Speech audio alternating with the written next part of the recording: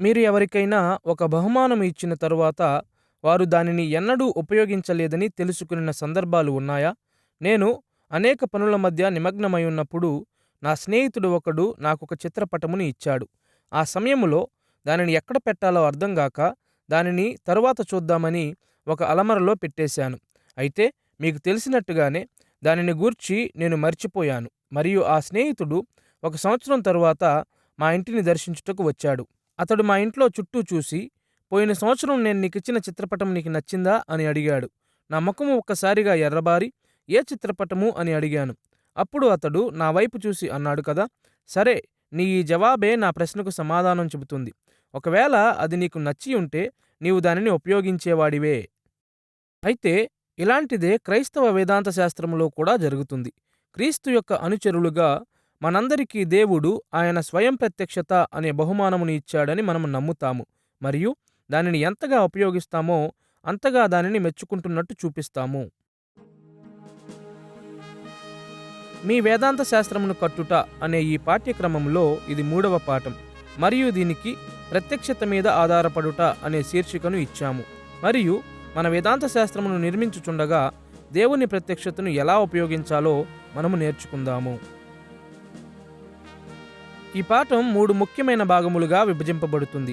మొదటిగా లేఖనములు ప్రత్యక్షతను గూర్చి ఏమి బోధించుచున్నాయో మరియు దానిని మనము ఎక్కడ చూడవచ్చో నేర్చుకుందాము. రెండవదిగా దేవుని ప్రత్యక్షతను అర్థము చేసుకొనుటకు ఉపయోగపడు ముఖ్యమైన క్రియాశీలకములను పరీక్షించుదాము. మరియు మూడవదిగా దేవుని ప్రత్యక్షతలో నుండి మనము పొందుకొను వేదాంత శాస్త్ర జవాబుల మీద నిశ్చయతను ఎలా అభివృద్ధి చేయాలో చూద్దాము. దేవుని ప్రత్యక్షత ఎక్కడ కనబడుతుంది అను విషయముతో ప్రారంభించుదాము. కొన్ని అరుదైన సందర్భాలు మినహా గత 2 శతాబ్దములలో క్రైస్తవ వేదాంత శాస్త్రములో దైవిక ప్రత్యక్షత అనేది ఒక ముఖ్యమైన పాత్రను పోషిస్తుంది అని క్రైస్తవ వేదాంత శాస్త్రవేత్తలు ఒక విధముగానో లేక మరొక విధముగానో సమ్మతించారు. దేవుడు తనను తాను మరియు తన చిత్తమును మనకు బయలుపరిచాడు అనే నమ్మకము లేఖనముల యొక్క ఆరంభ పేజీల నుండి మనకు కనిపిస్తుంది. పాత నిబంధన యొక్క నమ్మకమైన సాక్ష్యము ద్వారా, యేసు ద్వారా మరియు క్రొత్త నిబంధన రచయితల ద్వారా అది మన యొద్దకు వస్తుంది. అయితే దేవుడు మనకు ఈ విలువైన బహుమానమును ఇచ్చాడని మాటలలో మాత్రమే తెలుసుకొనుట సరిపోదు. అది ఎక్కడ కనబడుతుందో కూడా మనం ఎరిగి ఉండాలి. ఈ అంశమును గూర్చి నేర్చుకొనుచుండగా మనము 3 విషయములను చూద్దాము. మొదట సాధారణ ప్రత్యక్షత అనే సిద్ధాంతమును మనము చూద్దాము. రెండవదిగా విశేష ప్రత్యక్షత అనే సిద్ధాంతమును మనము చూద్దాము. మరియు మూడవదిగా ఈ 2 ప్రత్యక్షతల మధ్య ఉన్న అనుబంధాలను పరీక్షించుదాము. దేవుడు మానవ జాతికి తనను తాను ప్రత్యక్షపరచుకున్న ప్రాముఖ్యమైన మార్గములలో ఒక మార్గము మనము తరచుగా పిలుచుకుని సాధారణ ప్రత్యక్షత. మనము సాధారణ అనే పదమును దేవుడు తనను తాను సాధారణముగా సృష్టించబడిన జీవులన్నిటికీ మరియు సాధారణముగా ప్రజలందరికీ ప్రత్యక్షపరచుకునేను అనే విషయమును తెలియజేయుటకు ఉపయోగిస్తాము. దీనిని కొన్నిసార్లు ప్రాకృతిక ప్రత్యక్షత అని కూడా పిలుస్తాము. ఎందుకంటే ఈ ప్రత్యక్షత ప్రకృతి లేక సృష్టి అను మాధ్యమము ద్వారా కలిగినది. సాధారణ ప్రత్యక్షతను గూర్చి అనేక లేఖన భాగములు బోధించుచున్నవి. ఉదాహరణకు ఈ అంశమును మనము 19వ కీర్తన 1 నుండి 6 వచనములు, అపోస్తుల కార్యములు 14వ అధ్యాయము 15 నుంచి 17 వచనములు మరియు అపోస్తుల కార్యము 17వ అధ్యాయము 26-27 వచనాలలో చూడవచ్చు. అయితే బైబిలులోని సాధారణ ప్రత్యక్షత యొక్క సంపూర్ణ వివరణ మనకు సుపరిచితమైన వచనములైన రోమాపత్రిక 1వ అధ్యాయము 18 నుండి 32వ వచనములో చూడవచ్చు. ఈ బైబిల్ బోధనను పరీక్షించుటకు మనము 2 విషయములను చూడవలసి ఉన్నది. మొదటిగా సాధారణ ప్రత్యక్షత యొక్క మాధ్యమము మరియు రెండవదిగా సాధారణ ప్రత్యక్షతలోని ముఖ్య విషయములు. మొదటిగా సాధారణ ప్రత్యక్షత యొక్క మాధ్యమము, పరికరము లేక మార్గము సృష్టి అని లేఖనములు బోధించుచున్నవి. రోమాపత్రిక 1వ అధ్యాయము 18 నుండి 20 వచనాలలో పౌలు ఈ విషయమును గురించి మాట్లాడుతున్న విధానమును చూడండి. దేవుని కోపము పరలోకము నుండి బయలుపరచబడుచున్నది. దేవుడు అది వారికి విశదపరచెను. సృష్టింపబడిన వస్తువులను ఆలోచించుట వలన తేటపడుచున్నవి. దేవుడు మనకు తనను తాను సృష్టి ద్వారా లేక ఇక్కడ చెప్పబడినట్టు సృష్టింపబడిన వాటి ద్వారా బయలుపరుచుకుంటాడని ఈ మాటలు మనకు తెలియజేయుచున్నవి. ప్రత్యక్షత అనేది బయట ఆకాశములోని పెద్ద నక్షత్ర వీధుల ద్వారా మరియు భూత అద్దము ద్వారా వీక్షింపబడు సూక్ష్మలోకము ద్వారా మనకు బయలుపరచబడుతుంది. సృష్టి యొక్క భౌతిక, అభౌతిక మరియు ఆత్మీయ కోణముల ద్వారా, మానవులుగా మన సొంత ఉనికి ద్వారా కూడా సమస్తము దేవుని ప్రత్యక్షతకు మాధ్యములుగా ఉన్నాయి. దురదృష్టవశాత్తు చాలాసార్లు రోమాపత్రిక 1వ అధ్యాయములోని ఈ మాటలు కేవలము ప్రాకృతిక స్థితిలో ఉన్న సృష్టిని మాత్రమే సంబోధించుచున్నాయని క్రైస్తవులు అనుకుంటుంటారు. అడవులు, సరస్సులు, పర్వతములు మరియు అరణ్యములు మన ఆలోచనలను దేవుని వైపు ఎలా మళ్లిస్తాయో మనందరికీ తెలుసు. కానీ నాగరికత, ఆధునికత మరియు మానవ సంస్కృతి కూడా దేవుని బయలుపరుస్తుంది అని గ్రహించుటలో చాలాసార్లు మనము విఫలమవుతాము. రోమాపత్రిక 1వ అధ్యాయములో పౌలు కేవలము ప్రాకృతిక స్థితిలో ఉన్న సృష్టిని గూర్చి మాత్రమే మాట్లాడుట లేదని మనము గ్రహించుట చాలా ప్రాముఖ్యమైన విషయము. మానవుల యొక్క ప్రభావము క్రింద సృష్టి ఉండుట ప్రత్యక్షతకు ఒక మార్గమని కూడా అతడు సంబోధించాడు. లోకములోని పాపాత్మకమైన మానవ సంస్కృతి తీసుకుని వచ్చు భ్రష్టత్వములను గూర్చి మాట్లాడుతూ, మానవులు చేయు ఈ భ్రష్టత్వములను చూసి ప్రజలు దేవుని చిత్తమును గూర్చి కొన్ని విషయములు నేర్చుకుంటారని కూడా పౌలు తెలియజేస్తున్నాడు. రోమాపత్రిక 1వ అధ్యాయం 32వ వచనములో పౌలు ఈ మాటలు వ్రాశాడు: ఇట్టి కార్యములను అభ్యసించువారు మరణమునకు తగినవారు అను దేవుని న్యాయవిధిని వారు బాగుగా ఎరిగియుండియు వాటిని చేయుచున్నారు. ఇది మాత్రమే గాక వాటిని అభ్యసించు వారితో సంతోషముగా సమ్మతించుచున్నారు. సాధారణ ప్రత్యక్షత అనేది సృష్టిలో మానవులు చేయు పనుల ద్వారా కలుగుతుంది గాని కేవలము సృష్టి యొక్క ప్రాకృతిక స్థితిలో కలుగదని ఈ మాటలు సూచించుచున్నాయి.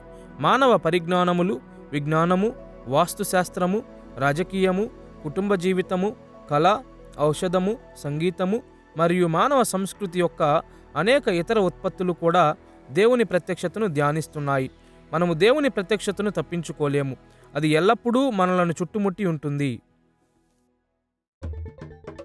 2వ స్థానములో రోమాపత్రిక 1వ అధ్యాయములో పౌలు సాధారణ ప్రత్యక్షత యొక్క ముఖ్య విషయములను కూడా సూచించాడని మనము గమనించాలి. ఇప్పుడు ఈ దృష్టికోణం ప్రకారం సాధారణ ప్రత్యక్షత ద్వారా ప్రజలు ఏమి తెలుసుకున్నారు అనే విషయమును గూర్చి పౌలు స్పష్టముగా మాట్లాడుటలేదు. ఈ నిర్దిష్టత లేమి అనేది పలు స్థలములు మరియు కాలములలోని పలు రకముల ప్రజలు సాధారణ ప్రత్యక్షత యొక్క పలు రకముల అంశములను ఎదుర్కొంటారు మరియు గుర్తిస్తారు అనే సత్యము మీద ఆధారపడి ఉండవచ్చు. ఏది ఏమైనా సాధారణ ప్రత్యక్షత మానవులకు కనీసం 2 రకముల సమాచారమును బయలుపరుస్తుంది అని పౌలు స్పష్టము చేశాడు: దేవుని గుణలక్షణములు మరియు దానికి తగిన మన నైతిక బాధ్యతలు. ఒకవైపు రోమాపత్రిక 1వ అధ్యాయము 20వ వచనములో పౌలు చెబుతున్నట్టు సృష్టి వీటిని బయలుపరుస్తుంది. ఆయన అదృశ్య లక్షణములు అనగా ఆయన నిత్య శక్తియు దేవత్వమును, మరొక మాటలో ప్రత్యక్షంగా కనబడని దేవుని గుణలక్షణములను పరోక్షముగా సృష్టిలో చూడవచ్చు. ఈ భూమి మీద ఉన్న ప్రతి వ్యక్తి దేవుని గుణలక్షణములను గూర్చిన కొన్ని కోణములు తెలిసినవాడిగా ఉన్నాడు. ఎందుకంటే పౌలు రోమాపత్రిక 1వ అధ్యాయం 19వ వచనంలో చెబుతున్నట్టు సాధారణ ప్రత్యక్షతలో దేవుడు అది వారికి విశదపరిచెను. ఉదాహరణకు సృష్టి యొక్క అందము దేవుని యొక్క దిగ్భ్రమపరిచే సౌందర్యమును కనుపరుస్తుంది. మానవ జీవితము కొరకు సృష్టిలోని ఏర్పాట్లు ఆయన మంచితనమును కనుపరుస్తాయి. సృష్టి యొక్క పరిమాణము మాత్రమే ఆయన గొప్పతనమును బయలుపరుస్తుంది. సృష్టి యొక్క క్లిష్టత ఆయన జ్ఞానమును చూపిస్తుంది మరియు ప్రకృతి యొక్క శక్తి ఆయన దైవిక శక్తిని బయలుపరుస్తుంది. మరొక వైపు దేవుని యొక్క అదృశ్యమైన గుణములను బయలుపరచుటతో పాటు సాధారణ ప్రత్యక్షత దేవుని ఎదుట మన నైతిక బాధ్యతలను కూడా బయలుపరుస్తుంది. మానవ జాతి యొక్క పాపపు స్వభావమును గూర్చి మాట్లాడుతూ ఈ విషయమును గూర్చి రోమాపత్రిక 1వ అధ్యాయం 32వ వచనములో పౌలు చెప్పిన మాటలను వినండి: ఇట్టి కార్యములను అభ్యసించువారు మరణమునకు తగినవారు అను దేవుని న్యాయవిధిని వారు బాగుగా ఎరిగియుండియు వాటిని చేయుచున్నారు. ఇది మాత్రమే గాక వాటిని అభ్యసించు వారితో సంతోషముగా సమ్మతించుచున్నారు. మరొక మాటలో సృష్టి యొక్క అనేక విషయములు దేవుని ఎదుట మన నైతిక బాధ్యతలను బయలుపరుస్తాయి. ఉదాహరణకు స్త్రీ పురుషుల మధ్య ఉన్న జీవశాస్త్ర భిన్నత్వములు మనము భిన్నలింగ సంపర్కతను ఆచరించాలని బయలుపరుస్తాయి. పిల్లలు తల్లిదండ్రుల సంరక్షణ మీద ఆధారపడుట, పిల్లలను సంరక్షించుట పట్ల తల్లిదండ్రులు కలిగి ఉండిన బాధ్యతను మరియు పిల్లలు కలిగి ఉన్న తల్లిదండ్రులను సన్మానించవలసిన బాధ్యతను బయలుపరుస్తాయి. కరువు మరియు యుద్ధములలో మానవుల యొక్క శ్రమలు కరుణను చూపుట పట్ల మనము కలిగి ఉన్న బాధ్యతను బయలుపరుస్తాయి. మనం ఎటు చూసినా సృష్టి మనలను పిలుస్తుంది మరియు సృష్టి ద్వారా మరియు సృష్టిలో దేవుడు కనపరుచు నైతిక విలువలకు మన జీవితమును అనుగుణంగా మలుచుకోవాలని కోరుతుంది. సాధారణ ప్రత్యక్షత అనే అంశమును మనము చూశాము కాబట్టి ఇప్పుడు ప్రత్యక్షత యొక్క రెండవ రూపమైన విశేష ప్రత్యక్షతను మనము చూద్దాము. ప్రత్యక్షత యొక్క ఈ విధమును విశేష అని ఎందుకంటారంటే ఇది అన్ని స్థలములలో అందరి ప్రజలకు ఇవ్వబడలేదు, కానీ మానవ జాతిలో కొందరికి లేక విశేషమైన వారికి మాత్రమే ఇవ్వబడింది. చరిత్రలో విశేష ప్రత్యక్షత పలు విధములను అనుసరించింది, కానీ క్రైస్తవ ఆలోచన దృష్టిలో దేవుడు తనను తాను స్పష్టముగాను సంపూర్ణముగాను ఆయన కుమారుడైన యేసు ద్వారా బయలుపరుచుకున్నాడు. విశేష ప్రత్యక్షతను గూర్చి క్రైస్తవ ఆలోచనను హెబ్రీ పత్రిక 1వ అధ్యాయము 1-3 వచనాలు చాలా ఖచ్చితముగా క్రోడీకరిస్తాయి. పూర్వకాలమందు నానా సమయములలోనూ నానా విధములుగాను ప్రవక్తల ద్వారా మన పితరులతో మాట్లాడిన దేవుడు ఈ దినముల అంతమందు కుమారుని ద్వారా మనతో మాట్లాడెను. ఆయన ఆ కుమారుని సమస్తమునకు వారసునిగా నియమించెను. ఆయన ద్వారా ప్రపంచములను నిర్మించెను. ఆయన దేవుని మహిమ యొక్క తేజస్సును ఆయన తత్వం యొక్క మూర్తిమంతమునై ఉండి క్రీస్తు రాకకు మునుపు దేవుడు తనను తాను మరియు ఆయన చిత్తమును అనేక విశేష మార్గములలో బయలుపరుచుకున్నాడు. ఆయన ప్రజలతో ప్రత్యక్షంగా మాట్లాడాడు. వారికి అసామాన్యమైన కలలను ఇచ్చాడు. దర్శనములు చూచుటకు వారి కనులను తెరిచాడు. మరియు ఆయన ప్రవక్తలు, యాజకులు, రాజులు మరియు పరిశుద్ధుల ద్వారా మాట్లాడాడు. అయితే వీటిలో ఏ ప్రత్యక్షత కూడా దేవుని కుమారుడైన క్రీస్తు యొక్క అత్యంత మహిమకరమైన ప్రత్యక్షతకు పోలినవి కావు. యేసు యొక్క జీవితము మరియు బోధనలు దేవుని యొక్క అత్యంత విశేషమైన ప్రత్యక్షతలై ఉన్నాయి. మరియు ఈ కారణము చేత క్రీస్తులో దేవుని ప్రత్యక్షత క్రైస్తవ వేదాంత శాస్త్రమునకు ఒక ప్రమాణముగా ఉన్నదని చెప్పుట మంచిది. ఇప్పుడు దేవుని యొక్క అత్యున్నత ప్రత్యక్షతగా క్రీస్తుకు సమర్పణ అనే ముఖ్యమైన పరిణామములకు దారితీస్తుంది. అయితే మన ఉద్దేశముల కొరకు దేవుని ప్రత్యక్షతగా లేఖనము పట్ల కూడా మనము సమర్పణ కలిగి ఉండాలి అనేది అత్యంత ప్రాముఖ్యమైన మరియు అభ్యాసికమైన పరిణామముగా ఉంది.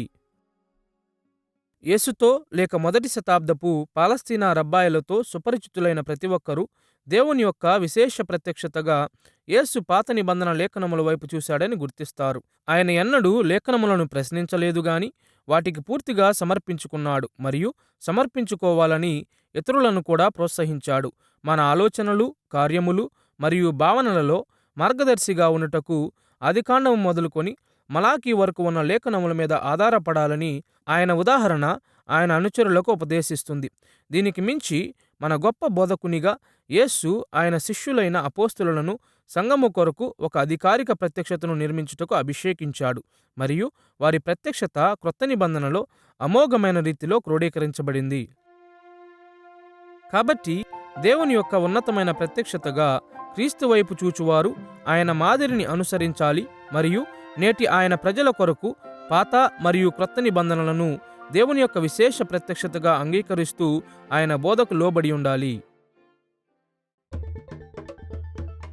మన దినములలో దేవుని ప్రత్యక్షత సృష్టి మరియు లేఖనములలో కనిపిస్తుంది అని మనము చూశాము. కాబట్టి ఇప్పుడు విశేష మరియు సాధారణ ప్రత్యక్షత మధ్య ఉన్న అనుబంధముల వైపు మన ధ్యాసను మళ్లించుదాము. ఈ రెండు ప్రత్యక్షతలలో దేనిని మనము నిర్లక్ష్యము చేయకూడదని గ్రహించుటకు ఈ అనుబంధములు మనకు సహాయము చేస్తాయి. ఈ అంశములోని రెండు విషయములను మనము చూద్దాము: సాధారణ మరియు విశేష ప్రత్యక్షతల యొక్క అతివ్యాప్తి మరియు రెండు రకముల ప్రత్యక్షతల యొక్క అవసరత. మొదట సాధారణ మరియు విశేష ప్రత్యక్షతల యొక్క అతివ్యాప్తిని మనము చూద్దాము. సాధారణ మరియు విశేష ప్రత్యక్షతలను గూర్చి మనం ఎన్నిసార్లు వేరువేరుగా మాట్లాడినా ఈ రెండు విధములైన ప్రత్యక్షతలు చాలా వరకు ఒకదానిపై ఒకటి అతివ్యాప్తి చెందుతాయని కూడా మనము గుర్తించవలసిన అవసరం ఉన్నది. దీనిని చూచుటకు ఈ రెండు ప్రత్యక్షతలలో కనిపించు ముఖ్య విషయముల యొక్క భిన్నత్వమును మనము గుర్తించాలి. ఒకవైపు లేఖనములలో విశేష ప్రత్యక్షత అనేక అంశములను గూర్చి మాట్లాడుతుంది మరియు దీని ద్వారా అసాధారణమైన మరియు అత్యంత అసామాన్యమైన విషయముల మధ్య ఒక అవిభక్తత ఏర్పడుతుంది. బైబిలులోని కొన్ని భాగములు ఎంత అసాధారణమైనవంటే దైవిక నడిపింపు లేకుండా సామాన్యమైన అనుభవములు లేక అభిప్రాయముల ద్వారా వాటిని ఎవరూ వ్రాయలేరు. బైబిలులోని ఈ భాగములు గోప్యమైనవి. అవి అసాధారణమైన అసామాన్యమైన రీతులలో ఇవ్వబడినవి.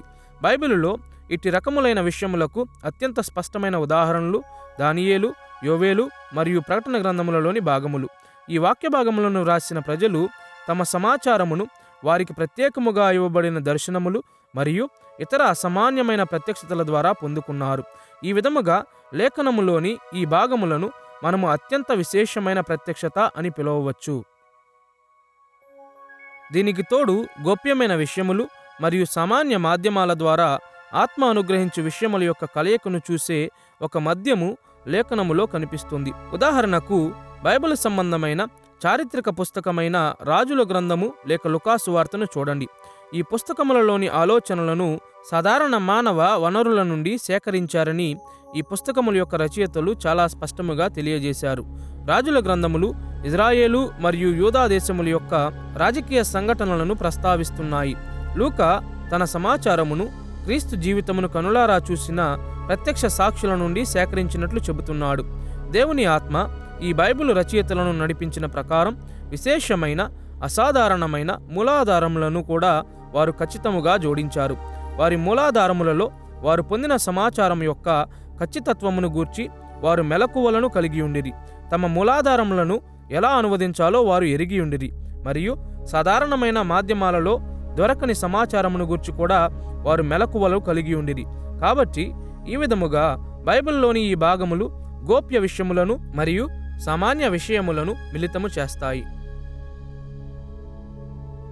దీనిని మించి లేఖనములోని అనేక భాగములు సామాన్య మెలకువల కంటే ఎక్కువగా ప్రేరిత మెలకువలు కలిగి ఉన్నాయి. ఎందుకంటే సామాన్య అనుభవములను గూర్చి సరైన పరిశీలనలు చేయుటకు బైబిల్ రచయితలను పరిశుద్ధాత్మ తరచుగా ప్రేరేపించాడు. ఉదాహరణకు సామెతల గ్రంథము 30వ అధ్యాయము 25వ వచనములో రచయిత ఎలా అంటున్నాడు: చీమలు బలములేని జీవులు అయినను అవి వేసవిలో తమ ఆహారమును సిద్ధపరచుకొనును. ఈ కథనము ప్రేరేపితమైనది మరియు సత్యమైనది, కానీ దీనిని రచయిత ఒక గోప్యమైన దర్శనము ద్వారా పొందలేదు గాని ప్రకృతిని అనుభవించుట ద్వారా పొందాడు. కాబట్టి ఈ విధముగా విశేష ప్రత్యక్షతలో మనము చాలాసార్లు సాధారణ ప్రత్యక్షతగా పరిగణించు అనగా లోకములో ఎవరైనా ఆచరణాత్మకముగా గమనించగల అనేక విషయములు ఉన్నాయి. బైబిల్లోని ఈ భాగములు సాధారణము చేయబడిన విశేష ప్రత్యక్షతలై ఉన్నవి అని కూడా చెప్పవచ్చు. ఇప్పుడు విశేష ప్రత్యక్షతలో వలెనే సాధారణ ప్రత్యక్షతలో కూడా విభిన్న రకములైన అంశములు ఉన్నాయి. ఒకవైపు సాధారణ ప్రత్యక్షతలో చాలా సామాన్యమైన విషయములు ఉంటాయి, అనగా లోకములో ఇప్పటి వరకు నివసించిన మానసికముగా ఆరోగ్యవంతమైన ప్రజలందరూ ఎరిగి ఉన్న విషయములు. లోకము విశాలమైనది అని, ఒక విశాలమైన ఆకాశము దానిపై ఉన్నదని ఇంచుమించు అందరికీ తెలుసు. మరియు తమ నైతిక మనస్సాక్షిని అనుభవించిన సమయములు ఇంచుమించు అందరికీ జ్ఞాపకముంటాయి. ఈ సార్వత్రిక అనుభవములన్నీ దేవునిని మరియు మానవుల పట్ల ఆయన చిత్తమును ఎల్లప్పుడూ బయలుపరచాయి. వీటిని మనము అత్యంత సాధారణమైన ప్రత్యక్షతలు అని పిలువవచ్చు. సాధారణ ప్రత్యక్షతల యొక్క మధ్య భాగములో సాధారణ ప్రత్యక్షత యొక్క సామాన్య మరియు అసామాన్యమైన విషయముల యొక్క మిశ్రమాలు ఉన్నాయి. ఇవి కేవలము కొందరికి మాత్రమే ఇవ్వబడిన సృష్టి అనుభవాలు, ఎందుకంటే ఇవి కాలము లేక స్థానము వంటి కొన్ని పరిమితులు కలవై ఉన్నవి. ఉదాహరణకు భయంకరమైన గాలివాన యొక్క గాలులు కూడా దేవుని యొక్క మహాశక్తిని ప్రచురపరుస్తాయి, కానీ చాలామంది ప్రజలు ఎన్నడూనూ గాలివానను అనుభవించరు. హిమాలయ పర్వతముల యొక్క ఎత్తులు దేవుని మహిమను ప్రచురపరుస్తాయి, కానీ మానవ జాతిలో చాలామంది హిమాలయాలను ప్రత్యక్షంగా చూడలేదు. మనమంతా అనేక పరిమితులు కలిగి ఉన్నాము, కాబట్టి సాధారణ ప్రత్యక్షతలన్నీ అన్ని సమయాలలో అందరికీ వర్తించవు. ఈ వర్ణమాల యొక్క మరొక వైపు సాధారణ ప్రత్యక్షత యొక్క అసామాన్యమైన అంశాలు ఉన్నాయి, అనగా దేవుడు బయలుపరచిన కొన్ని సత్యములను ప్రజలు తమకున్న విశేషమైన జ్ఞానముతోనూ మరియు తమ మతపరమైన నమ్మకాలలో కూడా ఒప్పుకొను సమయములు. వాస్తవం ఏమిటంటే చాలాసార్లు మనము విశేష ప్రత్యక్షత అని భావించే విషయములు సాధారణ ప్రత్యక్షతలో భాగమై ఉన్నాయి. ఉదాహరణకు ఒకే దేవుడు ఉన్నాడని కొన్ని క్రైస్తవేతర మతములు కూడా నమ్ముతాయి. నిజమైన క్రైస్తవ విశ్వాసము వలనే అనేక మతములు సామాన్యమైన మరియు పవిత్రమైన విషయముల మధ్య భేదమును గుర్తిస్తాయి. అనేక మతములు హత్యను ఖండిస్తాయి. సామాన్య సామాజిక న్యాయమును పలు విశ్వాసములు ప్రశంసిస్తాయి. పురాతన బైబిలు లోకములో ఇతర మతములు కొన్ని విశేషమైన మార్గములలో నిజమైన బైబిల్ విశ్వాసమును ప్రతిబింబించేవి. మరియు నేడు కూడా కొందరు సువార్తాందని ప్రజలు కూడా క్రైస్తవ విశ్వాసమునకు అనుగుణముగా ఉన్న నమ్మకములను కలిగి ఉన్నారని కొందరు మిషనరీలు నివేదిస్తారు. అట్టి సందర్భాలలో మనము విశేషమైన సాధారణ ప్రత్యక్షతను గురించి మాట్లాడవచ్చు. కాబట్టి వేదాంత శాస్త్రములో విశేష మరియు సామాన్య ప్రత్యక్షతల యొక్క పాత్రలను గూర్చి మనము ఆలోచన చేయుచుండగా చాలాసార్లు మరిచిపోయే రెండు విషయాలను మనము జ్ఞాపకం చేసుకోవాలి. ఒకవైపు గోప్యము కాని లేక ఇతర మార్గములలో తెలుసుకొనుటకు కష్టము కాని కొన్ని విషయములను లేఖనములు మనకు బోధిస్తాయి. సామాన్యమైన మరియు సాధారణ ప్రత్యక్షత ద్వారా వివేచింపబడగల విషయములను గూర్చి కూడా దైవిక అధికారముతో అవి బోధిస్తాయి. ఇందువలననే మనము లేఖనములను మతపరమైన మరియు నైతిక విషయములలో మాత్రమే గాక చరిత్ర మరియు విజ్ఞాన విషయములలో కూడా మన అధికారముగా పరిగణిస్తాము. మరొక వైపు సామాన్యముగా లేఖనముల యొక్క ప్రత్యేకపరచు విషయములను గూర్చి సాధారణ ప్రత్యక్షత మనకు అనేక విషయాలను బోధించగలదని కూడా మనము గుర్తించాలి. వాస్తవానికి ఈ పాఠములలో మనము చూడబోతున్నట్టు లేఖనములో తెలియజేయబడిన అనేక వేదాంత శాస్త్ర సత్యములు సాధారణ ప్రత్యక్షత ద్వారా బయలుపరచబడినవి. అందుకనే క్లిష్టమైన మత సంబంధ విషయములలో కూడా దైవిక నడిపింపు కొరకు మనము సాధారణ ప్రత్యక్షత మీద ఆధారపడాలి.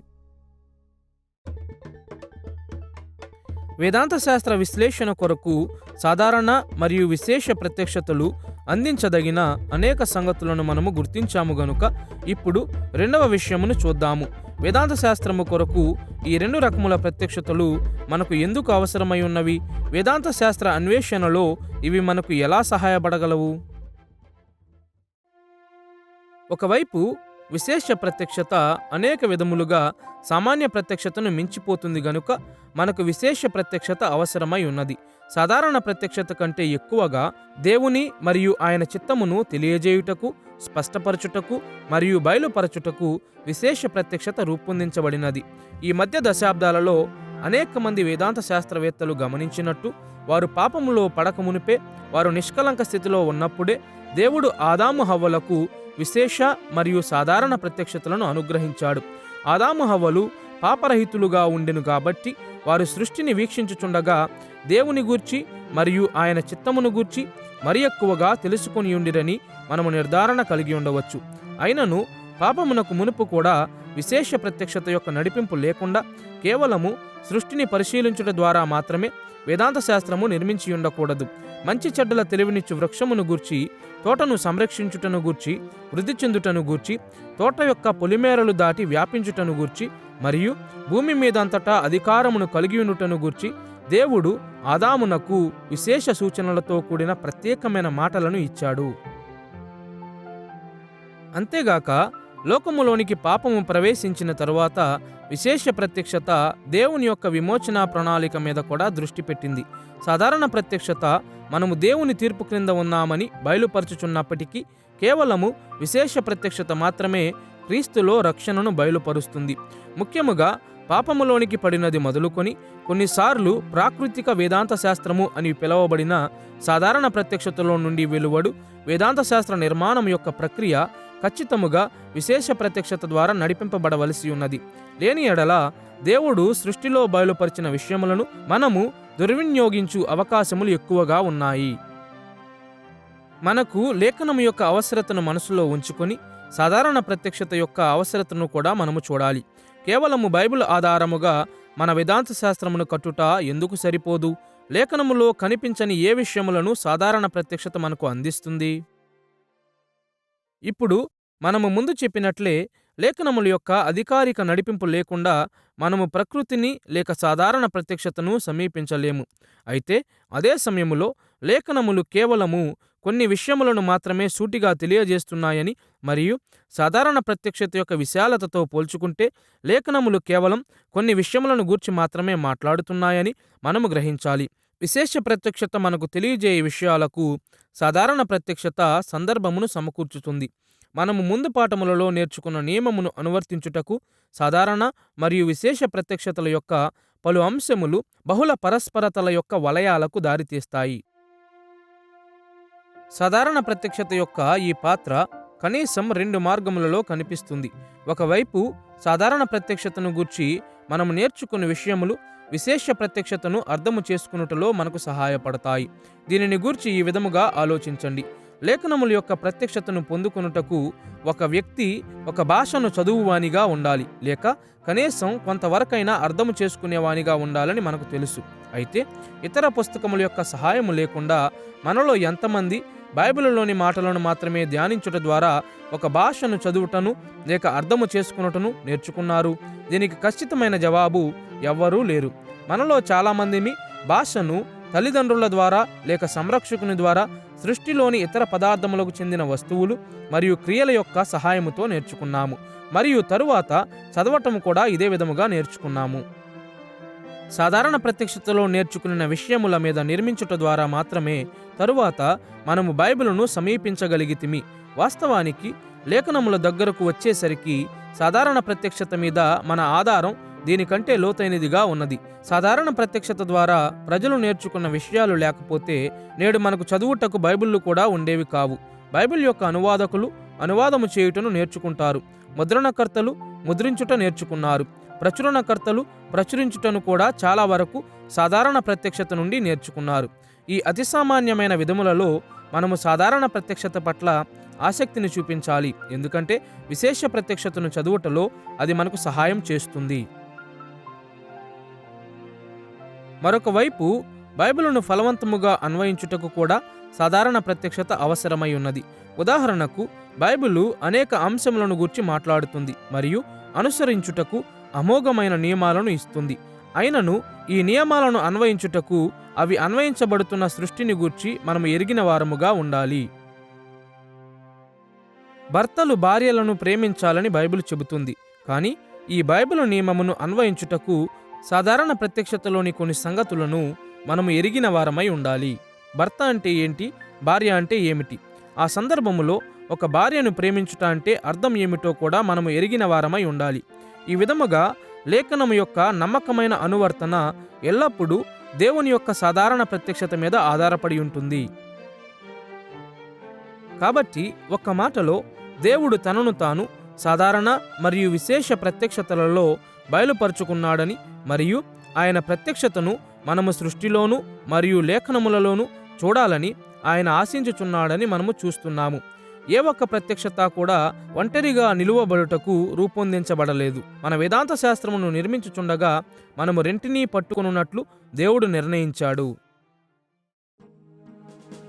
క్రైస్తవులు దేవుని యొక్క స్వయం ప్రత్యక్షతను విశేష మరియు సాధారణ ప్రత్యక్షతలలో కలిపి కనుగొనాలని మనము చూశాము. కాబట్టి ఇప్పుడు మన రెండవ అంశమును చూద్దాము. వేదాంత శాస్త్రమును దానిలో నుండి వెలికి తీయుటకు మనము ప్రత్యక్షతను ఎలా అర్థం చేసుకోవాలి? ఇక్కడ మనం ఒక ముఖ్యమైన వ్యత్యాసమును గమనించాలి. ఒకరు మీకు బహుమతిని ఇచ్చుట ఒక ఎత్తైతే దానిని సరిగ్గా ఉపయోగించుట మరొక ఎత్తైనట్లే ఆయన ప్రత్యక్షతను దేవుడు మనకిచ్చుట ఒక ఎత్తైతే దానిని వేదాంత శాస్త్రములో సరిగా ఉపయోగించుట మరొక ఎత్తు అవుతుంది. ఇప్పుడు ఆయన ఆరాధనకు యోగ్యుడని మరియు వారి తిరుగుబాటు వలన వారు దేవుని తీర్పు ఎదుట నిలవబడతారని తెలుసుకొనుటకు ప్రజలకు కావలసిన స్పష్టతను ఇచ్చున్నట్లు దేవుడు తనను తాను సృష్టిలో బయలుపరుచుకున్నాడని రోమాపత్రిక 1వ అధ్యాయం బోధిస్తుంది. అయినను సాధారణ మరియు విశేష ప్రత్యక్షతను ఈ సామాన్య స్థాయిలకు మించి అర్థము చేసుకొనుట సులువైన పని కాదు. అది ఒక క్లిష్టమైన విశ్లేషణ ప్రక్రియ. ప్రత్యక్షతను అర్థము చేసుకుని ఈ ప్రక్రియ ఎలా జరుగుతుందో తెలుసుకొనుటకు మనము మన ఆసక్తిని 3 దిశలపై కేంద్రీకరించుదాము. మొదటిది పాపము యొక్క ఆటంకమును గూర్చి నేర్చుకుందాము. రెండవది పరిశుద్ధాత్మ వెలిగింపును గూర్చి నేర్చుకుందాము. మరియు తరువాత మూడవది ఈ మన వేదాంత శాస్త్రము మీద ఈ క్రియాశీలకము యొక్క ప్రభావములను చూద్దాము. మొదటిగా దేవుని ప్రత్యక్షతను అర్థము చేసుకున్నట్టుకు ప్రయత్నించుచుండగా పాపం ఎలా ఆటంకం కలిగిస్తుందో చూద్దాము. ఇది చాలా బాధాకరమైన విషయం అయినప్పటికీ పాపము మానవుల మీద ఎంత గాఢమైన ప్రభావమును చూపిందంటే, ఒకవేళ దేవుడు దానిని పట్టించుకోకుండా ఊరకుంటే మనము ఆయన ప్రత్యక్షతను మన శక్తి అంతటితో వ్యతిరేకించేవారమని మనము గుర్తించాలి. దేవుని యొక్క సాధారణ మరియు విశేష కృప లేకపోతే దేవుని ప్రత్యక్షతలో నుండి మన వేదాంత శాస్త్రమును గుర్తించుటకు మరియు అభివృద్ధి చేయుటకు మనము చేసే ప్రతి ప్రయత్నం విఫలమవుతుంది. సాంప్రదాయిక వేదాంత శాస్త్ర పదములలో ఈ సమస్యను చాలాసార్లు పాపము యొక్క మానసిక ప్రభావములు అని పిలుస్తారు, మరియు ఇది గ్రీకు పదమైన నౌస్ నుండి వెలువడుతుంది. దీని అర్థము మనస్సు. పాపము యొక్క ఈ మానసిక ప్రభావములను తెలుసుకొనుటకు మొదటిగా పాపము సాధారణ ప్రత్యక్షతను చూడకుండా మన మనస్సులకు ఎలా అంధత్వం కలిగిస్తుందో చూద్దాము, మరియు తరువాత అది విశేష ప్రత్యక్షతను చూడకుండా ఎలా అంధత్వం కలిగిస్తుందో చూద్దాము. భూమి మీద ప్రతి మనిషి కొంతవరకు సాధారణ ప్రత్యక్షతను ఎరిగినవాడైనప్పటికీ మనకు తెలిసిన విషయములలో చాలా వాటిని మనము అడ్డగించున్నట్లు పాపము చేస్తుంది, మరియు సాధారణ ప్రత్యక్షత మనకు అందించగల అనేక విషయములను చూడకుండా అంధత్వం కలిగిస్తుంది. రోమాపత్రిక 1:18 సాధారణ ప్రత్యక్షత యొక్క సత్యమును ఎరిగిన పాపభరితమైన అన్యులు దుర్నీతి చేత సత్యమును అడ్డగించుదురని పౌలు చెబుతున్నాడు. మరొక మాటలో, సృష్టిలో స్పష్టముగా బయలుపరచబడిన సత్యమును అడ్డగించున్నట్లు పాపము మనలను పురికొల్పుతుంది. మనము తిరస్కరించి సాధారణ ప్రత్యక్షత నుండి దూరమైపోతాము. సాధారణ ప్రత్యక్షతలో బయలుపరచబడిన నైతిక నియమాలను అవిశ్వాసులు ఉల్లంఘించినప్పుడు దేవుడు వారిని వారి హృదయముల యొక్క దురభిలాషలకును, తుచ్చమైన అభిలాషలకును మరియు భ్రష్ట మనస్సునకును అప్పగించెనని పౌలు వ్రాస్తున్నాడు. మనము ఒక బయర్లు కమ్మిన లేక పాడైపోయిన కనుచూపును కలిగి ఉండునట్లు దురభిలాష మరియు భ్రష్టత్వము మన హృదయములను నడిపించుచున్నవి. సాధారణ ప్రత్యక్షతలోని సత్యమును దేనిని మనము చూడలేమని కాదు, కానీ దేవుని కృపకు వహీనులమగునంతగా మన భ్రష్ట ఆశలతో సాధారణ ప్రత్యక్షత యొక్క సత్యములను మనకు అనుకూలముగా మలుచుకొనుచున్నాము. మనము సత్యమును అబద్ధమని మరియు అబద్ధములను సత్యమని పిలుచుచున్నాము. మనము మంచిని చెడు అని మరియు చెడును మంచి అని పిలుచుచున్నాము. సాధారణ ప్రత్యక్షతను సరిగా ఉపయోగించకుండా పాపము మనలను ఏ విధముగా భ్రష్టులుగా చేసినదో చూశాము గనుక ఇప్పుడు మన ధ్యాసను విశేష ప్రత్యక్షత వైపు మళ్లించుదాము. విశేష ప్రత్యక్షత మీద, ముఖ్యముగా లేఖనములో దేవుని ప్రత్యక్షతను మనము ఉపయోగించు విధానము మీద పాపము ఎలాంటి ప్రభావం చూపుతుంది? దేవుని యొక్క కృప లేకుండా పాపులైన మానవులు లేఖనము యొక్క బోధను వ్యతిరేకిస్తారని బైబిలు స్వయంగా చెబుతుంది. పరిసయ్యులు పాత నిబంధనను తప్పుగా ఉపయోగిస్తున్నారని చెప్పినప్పుడు యోహాను సువార్త 5:39-40 యేసు దీనిని గూర్చి మాట్లాడాడు. ఇతర లేఖనముల వలెనే ప్రజలు పౌలు యొక్క రచనలను కూడా తప్పుగా అర్థము చేసుకుంటారని పౌలు రచనలను గూర్చి మాట్లాడుతూ 2వ పేతురు పత్రిక 3:15-16 పేతురు వ్యాఖ్యానిస్తున్నాడు. దేవుని కృప లేకుండా పాపులైన మానవులు లేఖనములను తప్పుగా ఉపయోగిస్తారు మరియు తప్పుగా అర్థము చేసుకుంటారు. పాపముతో బైబిలును తప్పుగా అనువదించుట అను సమస్య కేవలము అవిశ్వాసులకు మాత్రమే పరిమితమైనది కాదు, అది విశ్వాసులకు కూడా సోకుతుంది. 17వ, 18వ మరియు 19వ శతాబ్దములలోని ఎంతోమంది ఐరోపా మరియు అమెరికా వేదాంత శాస్త్ర పండితులు ఆఫ్రికా బానిసల యొక్క వ్యాపారమును బైబిల్ సమర్థిస్తుందని నమ్మారు అనేది నాకు గుర్తుకు వచ్చు ఒక ఉదాహరణ. ఇది ఎలా జరిగింది? క్రైస్తవులు లేఖనములను ఆ విధముగా ఎలా అడ్డదోవలో అనువదించగలరు? పాపము లేఖనములను అనువదించు మన శక్తికి కూడా ఆటంకం కలిగిస్తుందనేది ఈ ప్రశ్నకు జవాబు. మన పాండిత్యం యొక్క బలము ఎంత ఉన్నా, లేక మన బైబిల్ జ్ఞానం యొక్క లోతు ఎంత ఉన్నా, మనమంతా కూడా ఏదో ఒక విధముగా విశేష ప్రత్యక్షతను మళ్లిస్తున్నాము లేక భ్రష్టు పట్టిస్తున్నాము అని పూర్తిగా నిర్ధారణ చెందాలి. మన బలహీనతలు మరియు పక్షపాతములను గూర్చి మనం ఎంతగా తెలుసుకుంటే అంతగా మనము ఇట్టి పొరపాట్లను అధిగమించగలుగుతాము. కానీ బైబిలును అపార్థము చేసుకున్న కొన్ని మార్గములను తెలుసుకోకుండానే మనము మరణిస్తాము. దేవుని ప్రత్యక్షత నుండి వేదాంత శాస్త్రమును నిర్మించున్నప్పుడు మనం ఎదుర్కొను అనేక సమస్యలను గూర్చి పాపం యొక్క మానసిక ప్రభావమును వివరిస్తాయి. లేఖనములు మరియు సృష్టి రెండూ దేవుని మరియు ఆయన చిత్తమును మనకు బయలుపరుస్తాయి. కానీ దేవుని ప్రత్యక్షతను అనువదించు మనము పాపులమై ఉన్నాము. మనము సృష్టి లేక లేఖనములో ఆయన ప్రత్యక్షతను ఎల్లప్పుడూ అర్థము చేసుకోలేము. పడిపోయిన లోకములో వేదాంత శాస్త్రమును నిర్మించుటలో గల విషాదకరమైన సత్యమిది. సాధారణ మరియు విశేష ప్రత్యక్షతను ఉపయోగించు మన సామర్థ్యముపై పాపము లోతైన ప్రభావమును ఎలా చూపుతుందో తెలుసుకున్నాము. కాబట్టి ఇప్పుడు ప్రత్యక్షతను అర్థము చేసుకొనుటకు మనము కలిగి ఉన్న ఉత్తమమైన నిరీక్షణ వైపుకు మన దృష్టిని మళ్లించుదాము. అది పరిశుద్ధాత్మ వెలిగింపు. ప్రత్యక్షత నుండి నిజమైన వేదాంత శాస్త్రమును నిర్మించుట మన జీవితములలో పరిశుద్ధాత్మ యొక్క వ్యక్తిగత పరిచర్య ద్వారా కలుగుతుంది అని చాలాసార్లు క్రైస్తవులు గ్రహించలేకపోతారు. బదులుగా మానవులుగా మనము కలిగి ఉన్న స్వాభావిక సామర్థ్యతల మీద వారు తమ నిశ్చయతను నిలుపుతారు. జ్ఞానోదయ ఆధునికవాదం తరువాత కూడా మనము హేతువాదులమై దేవుని ప్రత్యక్షతకు చక్కగా నిర్వచించబడిన పద్ధతులను అన్వయించగలిగితే నిజమైన వేదాంత శాస్త్రమును నిర్మించగలమని అనుకుంటాము. కానీ వాస్తవానికి మన హేతువాద సామర్థ్యతలు సృష్టిలో మన పడిపోయిన స్థితికి తటస్థంగా ఉండలేవు. పడిపోయిన స్థితిలో పాపము మన మనస్సులకు గుడ్డితనము కలిగిస్తుంది, మన భాష మరియు తార్కిక సామర్థ్యతలతో సహా. కాబట్టి చాలాసార్లు మనము ప్రత్యక్షతను సరిగా అర్థము చేసుకోలేకపోతాము. దీనికి మించినది ఒకటి అవసరమై ఉన్నది. మన హేతువాద, భాష మరియు అనుభవ సామర్థ్యములను బలపరుచున్నది ఒకటి అవసరమై ఉన్నది.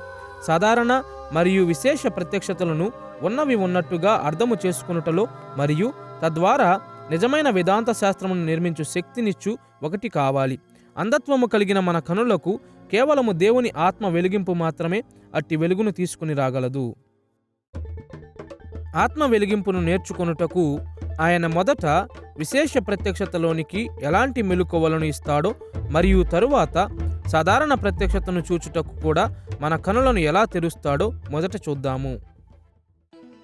సాంప్రదాయిక ప్రొటెస్టెంట్ వేదాంత శాస్త్రములో వెలిగింపబడుట అనే పదము ఎక్కువగా విశేష ప్రత్యక్షత యొక్క జ్ఞానమును కలిగించుటకు ఆత్మ చేయు కార్యమునకు ఉపయోగించబడుతుంది. పరిశుద్ధాత్మ మన లోపల కార్యము చేస్తాడు, మన మనస్సులను నూతనపరుస్తాడు.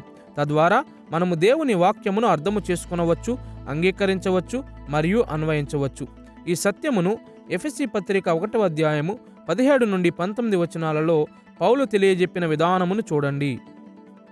మన ప్రభువు అయిన యేసుక్రీస్తు యొక్క దేవుడైన మహిమ స్వరూపియగు తండ్రి తన్ను తెలుసుకొనుటయందు మీకు జ్ఞానమును ప్రత్యక్షతయును గల మనస్సు అనుగ్రహించున్నట్లు నేను నా ప్రార్థనలయందు మిమ్మును గూర్చి విజ్ఞాపన చేయుచున్నాను. ఇప్పుడు ఆత్మ కలుగజేయు విశేష ప్రత్యక్షత యొక్క వెలిగింపు పలు విధములలో పనిచేస్తుందని గుర్తించుట ఎంతో ప్రాముఖ్యమై ఉన్నది. ఒకవైపు దేవుని ఆత్మ విమోచనేతర మార్గములలో పనిచేస్తాడని, తద్వారా విశేష ప్రత్యక్షత యొక్క అనేక అంశములను అవిశ్వాసులు కూడా అర్థం చేసుకుంటారని లేఖనములు స్పష్టం చేస్తున్నాయి. సంఖ్యాకాండం 24వ అధ్యాయం 2వ వచనం ప్రకారం దేవుని ఆత్మ అన్యమత ప్రవక్త అయిన బిలాము మీదకి వచ్చి అతనికి మెలకువలు ఇచ్చింది. మరియు యోహాను సువార్త 11వ అధ్యాయము 49 నుండి 51 వచనాలలో యేసు సిలువ వేయబడుటలో ముఖ్య పాత్ర పోషించిన ప్రధాన యాజకుడైన కైప యేసు సిలువ మరణమును గురించి నిజముగా ప్రవచించాడు. మత్తయి సువార్త 21వ అధ్యాయంలో దుర్మార్గులైన కాపుల వారిని గూర్చిన ఉపమానము తమను గూర్చి చెప్పబడింది అని పరిసయ్యులు గ్రహించారు. కానీ దానికి వారు హత్యా వ్యూహంతో స్పందించారు గాని నిజమైన పశ్చాత్తాపం వారికి కలుగలేదు. అదేవిధముగా హెబ్రీ పత్రిక రచయిత 6వ అధ్యాయం 4వ వచనములో ప్రజల జీవితములో ఆత్మ ద్వారా వెలిగింపబడుటను గూర్చి ప్రత్యేకంగా మాట్లాడాడు గాని తరువాత వారి రక్షణను ప్రశ్నించాడు. సామాన్య కృప సందర్భములో ఈ ఉదాహరణలను మనము ఆత్మ యొక్క సామాన్య కార్యములు అని పిలువవచ్చు. ఇవి ఆత్మ లోకములో జరిగించుచున్న విమోచనేతర పాత్రలలో కొన్ని. ఇందువలననే అవిశ్వాసులు కూడా లేఖనములకు అనుగుణంగా ఉన్న వేదాంత శాస్త్రమును గ్రహించగలరు మరియు బోధించగలరు. వారు విమోచింపబడకపోయినప్పటికీ ఇది వారి జీవితములలో ఆత్మ కార్యమునకు ఫలితముగా ఉన్నది. అదే సమయములో సంఘము ఆత్మ యొక్క దేవాలయమని కూడా గుర్తించుకొనుట ప్రాముఖ్యమై ఉన్నది. సంఘము లోకములో ఆయన ప్రత్యేక సన్నిధి మరియు పరిచర్యకు స్థావరముగా ఉన్నది. ఆయన విమోచించబడిన ఆయన ప్రజలకు దేవుని వాక్యము యొక్క రక్షణ జ్ఞానమును అనుగ్రహిస్తాడు. ఆత్మ యొక్క వెలిగించు కార్యము అవిశ్వాసులలో కంటే ఎక్కువగా విశ్వాసులలో పనిచేస్తుంది అని ఆశించుట కూడా సరైనదే. వాస్తవానికి అవిశ్వాసుల కంటే విశ్వసించు వేదాంత శాస్త్రవేత్తలు ఆత్మ నుండి ఎక్కువగా నేర్చుకొనవచ్చు అని ఆశించుట సరైనదే. విశేష ప్రత్యక్షత విషయములో ఆత్మ మన మనస్సులను వెలిగించు ముఖ్యమైన పాత్ర ప్రతి క్రైస్తవ వేదాంత శాస్త్రవేత్త గుర్తుంచుకోవలసిన ఒక ప్రాముఖ్యమైన విషయమును లేవనెత్తుతుంది. కేవలము దేవుని ఆత్మ మాత్రమే మనలను వెలిగించగలదు. కాబట్టి క్రైస్తవ వేదాంత శాస్త్రవేత్తలు మనఃపూర్వకముగాను నిజాయితీగాను ఆత్మ ఆధీనములో ఉండుటకు ప్రయత్నించాలి. క్రైస్తవ వేదాంత శాస్త్రం అనేది మన సొంత శక్తితో సాధించగల ఒక పురుషహీనమైన పని కాదు. మన విశేష ప్రత్యక్షత నుండి నిజమైన వేదాంత శాస్త్రమును రూపొందించాలని మనము ఆశిస్తున్నట్లయితే పరిశుద్ధాత్మతో ఉన్నతమైన వ్యక్తిగత అనుబంధము మరియు ఆయన కార్యముల పట్ల పవిత్రమైన నిబద్ధత అవసరమై ఉన్నవి. కృపా ఆత్మ యొక్క నడిపింపుకు హృదయపూర్వకముగా మనలను మనము సమర్పించుకున్నప్పుడు మాత్రమే మన వేదాంత శాస్త్ర అంశములు లేఖనములలో నుండి సరైన మార్గములలో వెలికి తీయబడినవని నిరీక్షించుటకు అవకాశముంటుంది. ఆత్మ యొక్క విశేష ప్రత్యక్షత వెలిగింపును దృష్టిలో ఉంచుకొని ఇప్పుడు మనము వెలిగింపబడుట మరియు సాధారణ ప్రత్యక్షత వైపు మల్లుదాము.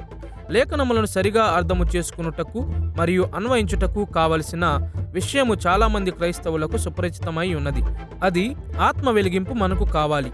అదే సమయములో సాధారణ ప్రత్యక్షతను సరిగా ఉపయోగించు సామర్థ్యమును కూడా ఆత్మ స్త్రీ పురుషులకు అనుగ్రహిస్తాడని మనము గుర్తుంచుకోవాలి. ఈ సత్యమును మనము లేఖనములో చూచుటకు అనేక మార్గములున్నాయి. లేఖనములు ఈ విషయమును గూర్చి మాట్లాడు ఒక ముఖ్యమైన మార్గము జ్ఞాన సిద్ధాంతము. బైబిలులో జ్ఞానము అనేది దేవుడిచ్చిన సరైన అవగాహనగా ఉన్నది మరియు ఇది సామాన్య ప్రత్యక్షత మీద దృష్టి పెడుతుంది. అయితే జ్ఞానము ఎక్కడి నుండి వస్తుంది? దేవుని ఆత్మ జ్ఞానమును బోధిస్తాడు.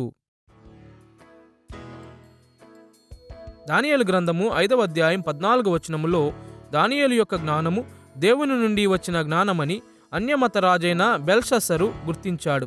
సమస్త జ్ఞానము దేవుని యొద్ద నుండి వస్తుందని సామెతల గ్రంథము 2వ అధ్యాయము 6వ వచనములో మనము చదువుతాము. అదేవిధముగా నిర్గమాకాండం 31వ అధ్యాయం 3వ వచనం ప్రకారం కళాకారులైన బెసలేలు మరియు అహోలియావులు పరిశుద్ధాత్మతో నింపబడిరి గనుక తమ కళను సక్రమముగా చూపగలిగిరి. ఆత్మ వెలిగింపు కేవలం విశేష ప్రత్యక్షతకు మాత్రమే గాక సామాన్య ప్రత్యక్షతకు కూడా అవసరమే అని ఇవి మరియు ఇలాంటి విషయములను గూర్చి మాట్లాడు ఇతర లేఖన భాగములు మనకు బోధిస్తాయి. సాధారణ ప్రత్యక్షతలో ప్రజలు సమస్త విధములైన సత్యమును కనుగొనున్నట్లే ఆత్మను గూర్చి ఆయన రచించిన Institutes of the Christian Religion అను రచన యొక్క 2వ పుస్తకము 2వ అధ్యాయములో కెల్విన్ ఏమంటున్నాడో వినండి. ఈ విషయాలను మనము లౌకిక రచయితల రచనలలో గమనించినప్పుడెల్లా మానవుని మనస్సు పతనమై దాని ఆరోగ్యవంతము నుండి వక్రీకరింపబడినప్పటికీ దేవుని శ్రేష్టమైన వరములతో కప్పబడి అలంకరింపబడినదని మనకు ఉపదేశించడానికి పొగడదగిన సత్యమును గూర్చిన ఆ వెలుగు వాటిలో ప్రకాశింపనీయవలెను. మనము దేవుని ఆత్మను సత్యమును గూర్చిన ఏకైక ఊటగా పరిగణించినట్లయితే దేవుని ఆత్మను అగౌరవపరచగోరితే తప్ప అది అగుపించినప్పుడెల్లా మనము అట్టి సత్యమును తృణీకరించము, సరికదా, దానిని తిరస్కరించము. కానీ మనకు భౌతిక శాస్త్రము, అభిప్రాయములోని సత్యాన్ని పరిశోధించే కళ, గణితం మరియు ఇటువంటి ఇతర శాస్త్రములలో సహాయము లభించవలెననున్నది దేవుని చిత్తమైనట్లయితే దైవభక్తి లేని వారు పని మరియు పరిచర్యతో వీటి తోడ్పాటును వినియోగించుకొందుము. ఇక్కడ కెల్విన్ చెబుతున్నట్టు సాధారణ ప్రత్యక్షత యొక్క సత్యమును దేవుని ఆత్మ విశ్వాసులకు మరియు అవిశ్వాసులకు కూడా బోధిస్తాడు. ఆయన మాత్రమే సత్యమునకు ఊటగా ఉన్నాడు. ఈ కారణము చేత క్రైస్తవ వేదాంత శాస్త్రమును శరీరము యొక్క శక్తితో నిర్మించుటకు ప్రయత్నించుట, సాధారణ ప్రత్యక్షతకు సంబంధించిన విషయములను గూర్చి కూడా శరీరం యొక్క శక్తితో రక్షణను పొందుకొనుటకు ప్రయత్నించునంత మూర్ఖత్వం అవుతుంది. ఇదంతా ఏమి చెబుతుంది అంటే దేవుని ప్రత్యక్షత నుండి వేదాంత శాస్త్రమును విజయవంతముగా రాబట్టుట అనేది స్వయంచలితముగా జరుగునది కాదు, లేక మీరు లేక నేను మన సొంత శక్తితో చేయదగినది కాదు. సరైన విధముగా ప్రత్యక్షతను అర్థము చేసుకునుట అనేది నమ్రతను కలిగించు మతపరమైన అనుభవమై ఉన్నది మరియు దానిలో మనము నిరంతరము మన స్వాభావిక సామర్థ్యతల యొక్క పరిమితులను జ్ఞాపకముంచుకుంటూ దేవుని ఆత్మ మీద మన ఆధారమును ఎడతెగక నూతన పరుస్తుంటాము. సాధారణ మరియు విశేష ప్రత్యక్షతలను అర్థము చేసుకునుటలో పాపము మరియు ఆత్మ అను క్రియాశీలకములు వేదాంత శాస్త్ర నిర్మాణ ప్రక్రియలో కొన్ని ఫలితాలను ఊహించున్నట్లు మనలను సిద్ధపరుస్తాయి. చాలాసార్లు పాపము మరియు ఆత్మ మధ్య కలుగు ఉద్రిక్తత విశేష మరియు సాధారణ ప్రత్యక్షతలలో మనము కనుగొను విషయముల మధ్య పొసగని పరిస్థితులను ఎదుర్కొనున్నట్లు చేస్తుంది. లేఖనములలో మనము నమ్ము ప్రతిదీ సాధారణ ప్రత్యక్షతను గూర్చి మనము కలిగి ఉన్న అవగాహనలోనికి సులువుగా ఇమిడినంత వరకు వేదాంత శాస్త్రమును నిర్మించుట చాలా సులభమైన పని అవుతుంది. ఉదాహరణకు, విజ్ఞాన ఆధారములు దానికి మద్దతిచ్చినంత వరకు బైబిలు చారిత్రకముగా సత్యమని నమ్ముట కష్టమనిపించదు. దొంగతనము వలన కలుగు అనేక సామాజిక కీడులను చాలామంది నమ్ముతారు, కాబట్టి దొంగిలించుట నేరం అని నమ్మటం కష్టమనిపించదు. అయితే మనము ఒకరితో ఒకరము నిజాయితీగా ఉందాము. చాలాసార్లు మనము బైబిలులో ఒక విషయమును చదువుతాము మరియు లోకములో దానికి పూర్తిగా భిన్నముగా ఉన్న విషయమును చూస్తాము. మన జీవిత అనుభవములో నుండి మనము ఒక విషయమును నేర్చుకుంటాము, కానీ తరువాత బైబిల్ దానికి పూర్తిగా వ్యతిరేకముగా ఉన్న విషయమును బోధిస్తుంది అని గమనిస్తాము. ఇప్పుడు మనము చూసినట్లుగా సాధారణ మరియు విశేష ప్రత్యక్షతల మీద ఆధారపడుట ద్వారా క్రైస్తవులు తమ వేదాంత శాస్త్రమును నిర్మించాలి. కేవలం విశేష ప్రత్యక్షతను లేక సాధారణ ప్రత్యక్షతను తిరస్కరించుట ద్వారా మనము ఈ సమస్యలను పరిష్కరించలేము. ప్రత్యక్షత యొక్క ఈ రెండు మూలముల మధ్య ఏర్పడి వివాదముల వంటి ఈ పరిస్థితులను మనం ఎలా ఎదుర్కొనగలము? విజ్ఞాన ఆవిష్కరణములను లేక సామాన్య అనుభవములను తిరస్కరించు విషయములను బైబిలులో కనుగొనున్నప్పుడు మనం ఏమి చెయ్యాలి? మొదటిగా, సాధారణ మరియు విశేష ప్రత్యక్షతలు ఎన్నడూ ఒకదానితో ఒకటి వ్యతిరేకముగా ఉండవనే దృఢమైన నిశ్చయతతో అట్టి పరిస్థితులలోనికి మనం ప్రవేశించాలి. సాధారణ మరియు విశేష ప్రత్యక్షతల రెంటిలోనూ ఒకే దేవుడు మాట్లాడుచున్నాడు. ఆయన అబద్ధమాడనేరడు గనుక కేవలము సత్యము పలుకు దేవుడు. అంతేగాక సృష్టి అంతటిలోనూ మరియు లేఖనములోనూ ఆయన బయలుపరచు వాటిని ఏకము చేయుట దేవునికి కష్టమైన పని కాదని కూడా మనము గుర్తించాలి. ప్రత్యక్షత యొక్క ఈ రెండు మూలములు ఎంత వ్యత్యాసము కలిగినవిగా అనిపించినా ఆ రెండు వాస్తవముగా నిజమైనవి మరియు ఒకదానితో ఒకటి పొంతన కలవని మనకు దేవుని దృష్టికోణము నుండి తెలుస్తుంది. రెండవ స్థానములో విశేష మరియు సాధారణ ప్రత్యక్షతల నుండి తెలుసుకున్న విషయములను గూర్చి మనము మాట్లాడునప్పుడు మనము కేవలము ప్రత్యక్షతతో మాత్రమే వ్యవహరించుటలేదు గాని ప్రత్యక్షతను గూర్చిన మన అవగాహనలతో మరియు పూర్ణతకు ఎల్లప్పుడూ దూరంగా ఉండు అవగాహనలతో వ్యవహరించుచున్నామని మనము జ్ఞాపకముంచుకోవాలి. విశేష మరియు సాధారణ ప్రత్యక్షతలు దేవుని యొద్ద నుండి వచ్చుచున్నవి కాబట్టి అవి ఎన్నడూనూ వివాదించనప్పటికీ వాటిని గూర్చిన మన అవగాహనలు ఖచ్చితముగా వివాదించవచ్చు, ఎందుకంటే అవి మన నుండి వచ్చుచున్నవి.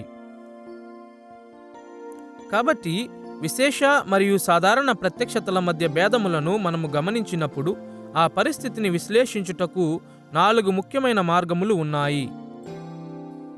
మొదటిది, విశేష ప్రత్యక్షతను మనము అపార్థము చేసుకొనుట సాధ్యమే మరియు బైబిలును తిరస్కరించకుండా మన లేఖన అనువాదమును మనము మార్చవలసి ఉన్నది.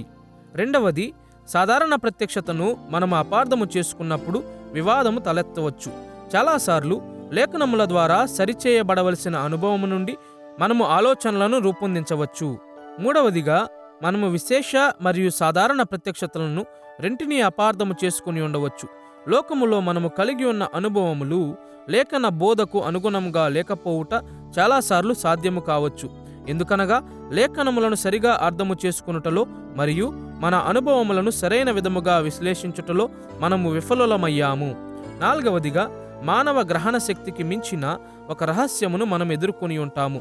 ఉదాహరణకు, సాధారణ ప్రత్యక్షతలో మనకున్న అనుభవము ద్వారా ఒక వ్యక్తి 3 వేర్వేరు వ్యక్తిత్వములలో ఉనికిలో ఉండుటను మనము ఊహించలేము. అయినను దేవుని గూర్చి బైబిల్ మనకు బోధించున్నది ఇదే.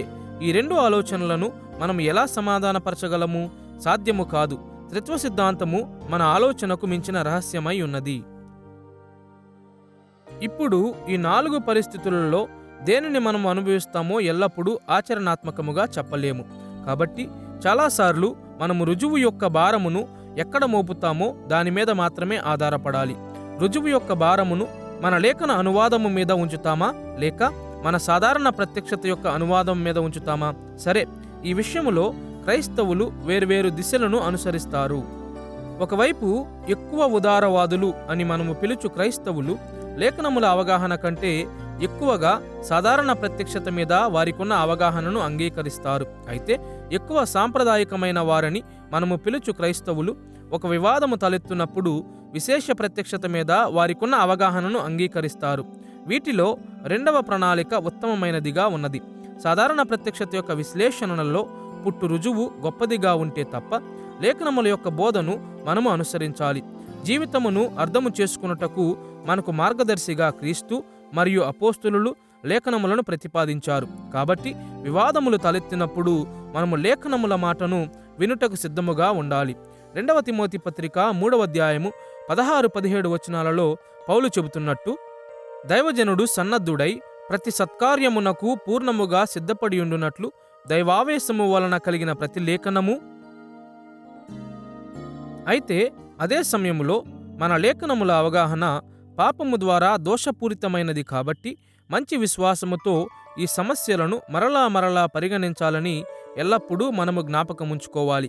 బైబిలును గూర్చి వారు కలిగి ఉన్న అవగాహనలను తరువాత మార్చుకోవాలని తెలిసినప్పటికీ కూడా తమ ఆలోచనలను బైబిలు బోధనలని వారు నమ్ము వాటి ఆధీనములో ఉంచుకొనుట అనేది అనేక యుగములుగా నమ్మకమైన విశ్వాసులు చేసిన పని. ఈ విధమైన జ్ఞానము మరియు సమర్పణ బైబిలు మనకు బోధిస్తున్నది అని నమ్ము విషయముల మీద ఆధారపడి వేదాంత శాస్త్రమును నిర్మించాలని పిలుపునిస్తుంది. ప్రత్యక్షత నుండి వేదాంత శాస్త్రమును రాబట్టుట పాపం మరియు ఆత్మ అను క్రియాశీలకముల ద్వారా కలుగు సమస్యలతో ముడిపడి ఉన్నదను సత్యము ఈ పాఠములోని 3వ ముఖ్య అంశము వైపుకు మనలను నడిపిస్తుంది. అట్టి క్లిష్టమైన పరిస్థితిలో మన వేదాంత శాస్త్ర స్థానముల మీద నిశ్చయతను ఎలా అభివృద్ధి చేయగలుగుతాము? ఇవాంజలికల్ క్రైస్తవుల మధ్యలో ప్రఖ్యాతిగాంచిన నినాదం ఒకటి ఈ విధముగా ఉంది: దేవుడు చెప్పాడు, నేను నమ్మాను, ఇది దీనిని నిర్ధారిస్తుంది. చాలా విధములుగా ఈ కథనము నిజమై ఉన్నది. ఈ పాఠం అంతటిలో మనము చెబుతున్న విషయములను అది చెబుతుంది. దేవుడు ఒక విషయమును బయలుపరిస్తే దానిని మనము నమ్మాలి మరియు అది నిర్ధారించబడాలి. అయితే దేవుని ప్రత్యక్షతను మనము ఎల్లప్పుడూ సరైన విధముగా అర్థము చేసుకోలేము అనే విషయమును ఈ నినాదము ఉపేక్షిస్తుంది. దేవుడు చెబుతున్నాడు అని మనము నమ్మినంత మాత్రానే ఆయన నిజముగా చెప్పాడని అర్థము కాదు. కాబట్టి మనము ఒక గంభీరమైన ప్రశ్నను అడగాలి. దేవుని ప్రత్యక్షతను మనము సరిగా అర్థము చేసుకున్నామని మరియు నిశ్చయముగా దేవుడు దానిని చెప్పాడు, ఇది దీనిని నిర్ధారిస్తుంది అనే నిశ్చయతను మనం ఎలా అభివృద్ధి చేసుకోగలము? వేదాంత శాస్త్రములో నిశ్చయతను అభివృద్ధి చేసుకొనుట అనే అంశమును చూచుటకు మనము 3 విషయములను చూద్దాము. మొదటిగా, వేదాంత శాస్త్ర స్థానములకు సమధర్మ గుణమున్నది. రెండవదిగా, వినయ ప్రక్రియ ద్వారా సామాన్యముగా నిశ్చయత ఎలా కలుగుతుందో చూద్దాము. మరియు మూడవదిగా, పలు వేదాంత శాస్త్ర స్థానముల మీద నిశ్చయత యొక్క తగిన అమరికను ఎలా స్థాపించాలో చూద్దాము.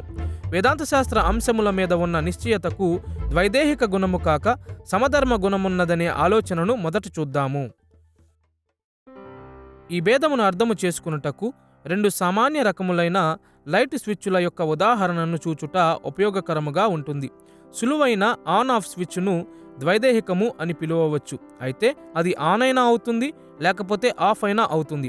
ఈ రకమైన స్విచ్ అనేక మంది ఇవాంజలికల్ క్రైస్తవులు తమ నమ్మకములను గూర్చి ఆలోచించే విధమును పోలి ఉన్నది. వారు చాలాసార్లు విషయములను గూర్చి మాకు తెలిసినవి మరియు మాకు తెలియనివి అన్నట్లు సులభంగా ఆలోచన చేస్తారు. క్రీస్తు దేవుని కుమారుడని నేను నమ్ముచున్నాను, దేవుడు త్రియేకుడని నేను నమ్ముచున్నాను. ఈ ప్రకటనలు దృఢమైన నమ్మకములుగా ఉన్నాయి. అయినను తెలుసుకొనుట అసాధ్యము లేక తెలియనివి అని ఇవాంజలికల్ క్రైస్తవులు పరిగణించు అనేక విషయములు కూడా ఉన్నాయి. మంచి దేవుడు కీడు జరుగుటకు ఎందుకు అవకాశమిస్తాడో నాకు తెలియదు. క్రీస్తు ఎప్పుడు తిరిగి వస్తాడో నాకు తెలియదు. ఏమి ఆలోచన చెయ్యాలో మనకు తెలియదు అని ఇలాంటి కథనములు సూచిస్తాయి. ఈ అంశముల మీద ప్రజలు చేసిన వ్యాఖ్యల మీద మనకు నమ్మకము లేదు. వేదాంత శాస్త్ర నమ్మకముల పట్ల ఇట్టి ద్వైదేహికమైన ఆలోచన అనేక సందర్భాలలో ఉపయోగకరంగా ఉంటుంది.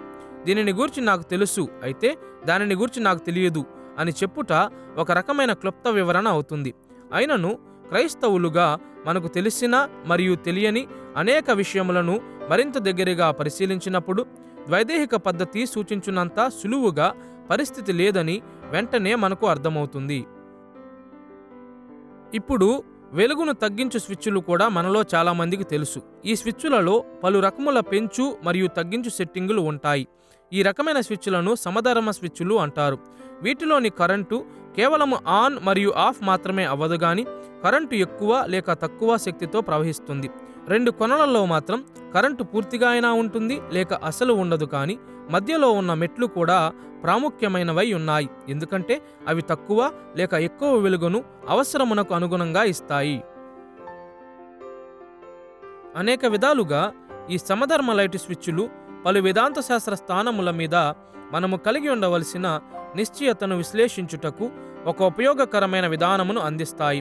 కొన్ని నమ్మకములలో పూర్తి నిశ్చయత కలిగి మరికొన్నిటిలో అసలు నిశ్చయత లేని వారముగా మనము ఉండలేము. వేదాంత శాస్త్ర స్థానములలో పలు స్థాయిలలో ఎక్కువ లేక తక్కువ నిశ్చయతలు ఉన్నాయి. వేదాంత శాస్త్రమునకు వెలుపల ఉన్న విషయములను గూర్చి మనము ఆలోచించు విధానములను గూర్చి ఆలోచన చేయండి. ప్రతి మానవుడు అనేక నమ్మకములను పట్టుకుని ఉంటాడు. ఉదాహరణకు, నేడు వర్షం పడదని నేను నమ్ముతాను. ఒక సెమినారీలో అధ్యాపకునిగా నాకు ఉద్యోగం ఉన్నదని నేను నమ్ముతాను, మరియు నాకు ఒక మనవరాలు ఉన్నదని నేను నమ్ముతాను. ఇప్పుడు ఈ విషయములన్నీ సత్యములని నేను నమ్ముచున్నాను అని చెప్పినప్పటికీ ఈ నమ్మకముల మీద నేను అదే స్థాయిలో నిశ్చయత కలిగి ఉండను.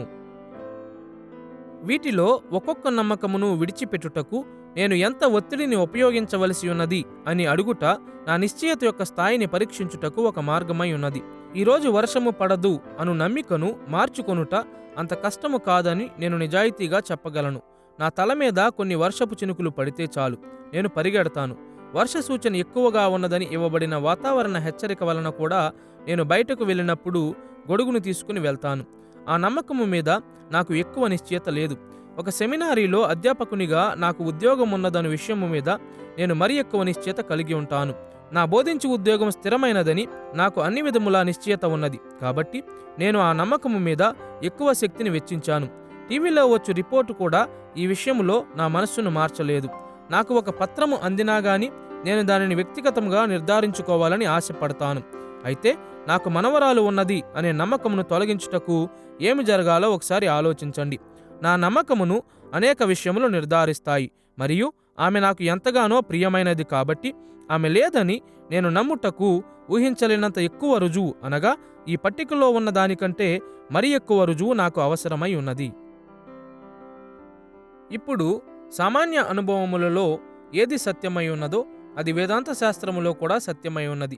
వేదాంత శాస్త్ర నమ్మకములను మనము నిశ్చయత యొక్క పలు స్థాయిలలో కలిగి ఉంటాము. మునుపటి పాఠములో మనము క్రైస్తవ సిద్ధాంతములను గూర్చి మాట్లాడుతూ అభ్యాసములు మరియు భావనలు పలు పరస్పరతల యొక్క వలయమును రూపొందిస్తున్నాయి అని చెప్పాము. ఈ సమయములో మనం ఈ విధానమును కొంత విశదీకరించవలసి ఉన్నది. ఈ పలు పరస్పరతల యొక్క వలయము ద్రవగోళములో వ్రేలాడదీయబడినదని ఆలోచించుట ఉపయోగకరముగా ఉంటుంది. ఈ గోళమును విభిన్న భాగములుగా విభజించి దాని లోపలి భాగమును బహిర్గతము చేసినప్పుడు మన నమ్మకముల వలయము ఒకదానిలో ఒకటి చక్రముల రూపములో పొరలుగా అమర్చబడి ఉండుట చూడవచ్చు. బయట పొరలలో మన నమ్మకములు వదులుగా ఆకృతి చెందుతాయి. బయట పొరలు మన నమ్మకముల వలయములో కైవారమునకు చెందిన అనేక వేదాంత శాస్త్ర స్థానములకు ప్రాతినిధ్యం వహిస్తుంది. వాటిని గూర్చి మనకు చాలా తక్కువ నిశ్చయత ఉంటుంది. వాటి పట్ల మనము తక్కువ సమర్పణ కలిగిన వారముగా ఉంటాము, మరియు అన్ని వేళలా సులువుగా ఈ నమ్మకములను మార్చుతూ, తొలగిస్తూ మరియు జోడిస్తూ ఉంటాము. మధ్యలో లేక గోళము యొక్క కేంద్రములో మన నమ్మకముల వలయము ఎంత గట్టిగా అల్లుకుపోతుందంటే అది ఒక ఐక్యపరచబడిన దృఢమైన వస్తువుగా ఉంటుంది. మన వలయం యొక్క మధ్య భాగములో ముఖ్యమైన ఆలోచనలు, అనగా మనం ఎంతో ఎక్కువ నిశ్చయతతో పట్టుకొను మన విశ్వాసము యొక్క కేంద్ర వేదాంత శాస్త్ర విషయములు ఉంటాయి. ఈ కేంద్ర నమ్మకములను మార్చుట, వాటిలో నుండి తొలగించుట లేక జోడించుట చాలా కష్టమవుతుంది. ఎందుకంటే అలా చేసినప్పుడు మనము నమ్ము ప్రతి ఇతర విషయమునకు పునరాకృతి ఇవ్వగల బలమైన తరంగ ప్రభావము ఎదురవుతుంది.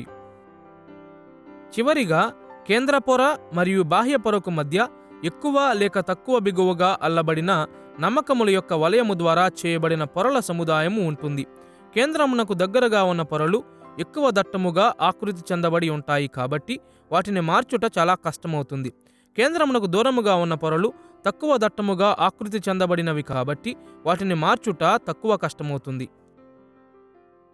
ఇప్పుడు నమ్మకముల యొక్క వలయముల యొక్క అమరిక ఒక వ్యక్తి నుండి మరొక వ్యక్తికి, ఒక సంప్రదాయము నుండి మరొక సంప్రదాయమునకు, మరియు ఒక సమయము స్థలము నుండి మరొక స్థలము సమయమునకు వేరుగా ఉంటుంది. అయినను ప్రతి క్రైస్తవ వేదాంత శాస్త్రములోనూ పలు స్థాయిలలో నిశ్చయత కనిపిస్తుంది. క్రైస్తవులుగా మనము అనేక విషయములను నమ్ముతాము, కానీ వాటన్నిటినీ ఒకే రకమైన నిశ్చయతతో నమ్మాలని మాత్రం మనము ఆశించకూడదు. కొన్ని నమ్మికలు బయట కొనలో ఉంటాయి, మరికొన్ని కేంద్రంలో ఉంటాయి, మరియు ఇంకా కొన్ని వీటికి మధ్యలో ఉంటాయి. అన్ని వేళలా ఇది ఎక్కువ లేక తక్కువ నిశ్చయతకు సంబంధించిన విషయమై ఉన్నది. వేదాంత శాస్త్ర నిశ్చయత సమధర్మమైనదని చెప్పినప్పుడు మన అభిప్రాయం ఇదే. నమ్మకముల వలయమును గూర్చి మన అవగాహన ఒక ప్రశ్నను లేవనెత్తుతుంది. పలు వేదాంత శాస్త్ర స్థానములకు నిశ్చయతను పలు స్థాయిలలో మనము ఎలా ఇవ్వగలము? దేవుని ప్రత్యక్షతను ఎక్కువ లేక తక్కువ నిశ్చయతతో సరిగా అర్థము చేసుకున్నామని ఏ ప్రక్రియ ద్వారా మనము నమ్మగలము? సులువుగా చెబితే వినయముతో కూడిన సమర్పణ ప్రక్రియ ద్వారా, అనగా మనకు బోధించుటకు ఆత్మ సాధారణముగా ఉపయోగించు పలు పరికరములకు మనము సమర్పించుకుని ప్రక్రియ ద్వారా పరిశుద్ధాత్మ మనకు బోధిస్తాడు మరియు నిశ్చయతను కలుగజేస్తాడు. వినయముతో సమర్పించుకుని ప్రక్రియను గూర్చి సూటిగా మాట్లాడుటకు ముందు వేదాంత శాస్త్ర స్థానముల మీద పరిశుద్ధాత్మ మనకు నిశ్చయతను కలిగించు సామాన్యమైన మరియు అసామాన్యమైన మార్గముల మధ్య ఉన్న భేదమును చూపించాలి. సృష్టి యావత్తు మీద దేవుడు ఆయన దైవకృత నియంత్రణతో పనిచేయు అనేక మార్గముల దృష్ట్యా ఈ విషయములను గూర్చి ఆలోచించుట సహాయకరముగా ఉంటుందని నేను కనుగొన్నాను. దేవుని దైవకృతమును గూర్చి లేఖనము యొక్క బోధనను వెస్ట్మినిస్టర్ కన్ఫెషన్ ఆఫ్ ఫెయిత్ చాలా చక్కగా క్రోడీకరిస్తుంది. 5వ అధ్యాయము 3వ భాగములో అది ఏమి చెబుతుందో వినండి.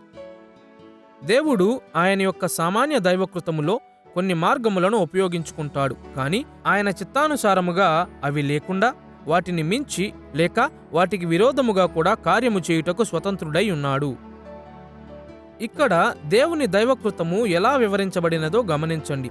భూమి మీద ఆయన చిత్తమును నెరవేర్చుకొనుటకు 2వ శ్రేణి జీవులను లేక సృష్టించబడిన పరికరములను ఎలా ఉపయోగించుకుంటాడో ఈ కథనము వివరిస్తుంది. ఆయన 2వ శ్రేణి జీవుల ద్వారా ఆయన ప్రణాళికలను సామాన్యముగా నెరవేర్చుతాడు. ఆయన లక్ష్యములను పొందుకొనుటకు సృష్టించబడిన పరికరములను ఆయన ఉపయోగిస్తాడు.